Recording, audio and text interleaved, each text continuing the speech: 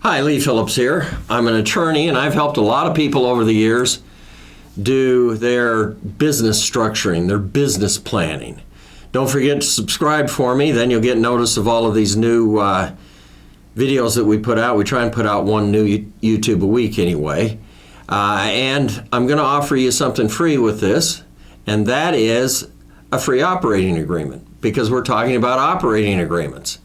And the question is not what's in the operating agreement, but what do I do with it? I tell people this is a really important document in managing your LLC. You don't have operating agreement, you've not got asset protection. And the same thing goes for the bylaws in the corporation or the corporate structure. So the rule book of the corporation and the LLC is the bylaws and the operating agreement. Basically the same thing, except we call them different so we can tell whether it's a corporation or an LLC. But this rule book is a really important thing. When I get you in court, I'm going to ask you for your rule book, your operating agreement. And I'm going to go through it and make sure that you followed all the rules. If you didn't follow all the rules, chances are you don't get any asset protection. You don't get the corporate shield. By the way, corporate shield, same in corporation and in LLC. We have other YouTube videos on that. But it's really important. So what do you do with it? Does it have to be filed? And the answer is no, it's not filed. Not filed anywhere. The articles of incorporation or the articles of organization, they're filed with the state. They have to be filed with the state. The bylaws, operating agreement, those are your rule book and they're yours. You write them, sign them, take care of them, put them in the file cabinet, and you refer to them often. So there's no magic, what do I do with an operating agreement? It's your book. You need to read it. You need to look at it. It needs to be there where you can refer to it.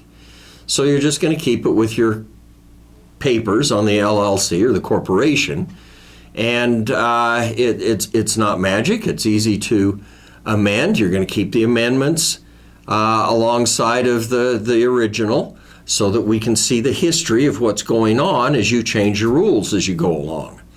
So this is Lee Phillips answering the question, what do you do with an operating agreement? Where do you physically keep it?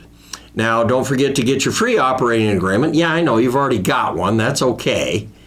But what you're going to do is read through my rule book that I give you as a freebie and compare it to what you've got. And you're going to say, oh, I like that rule. Well, that's fine. Pick up that rule.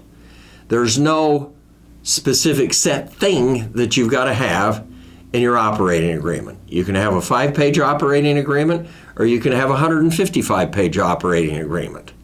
There are pros and cons to each of those, but it's just your private rule book. And if you don't address something in the operating agreement and the issue comes up in managing your company, your LLC, that's fine. The state has their version of an operating agreement, and you get their version of the operating agreement. Would you be surprised if I told you that the state's version might not be the best in your interest? But that's the way they'll settle it. So Lee Phillips talking about what you do with an operating agreement.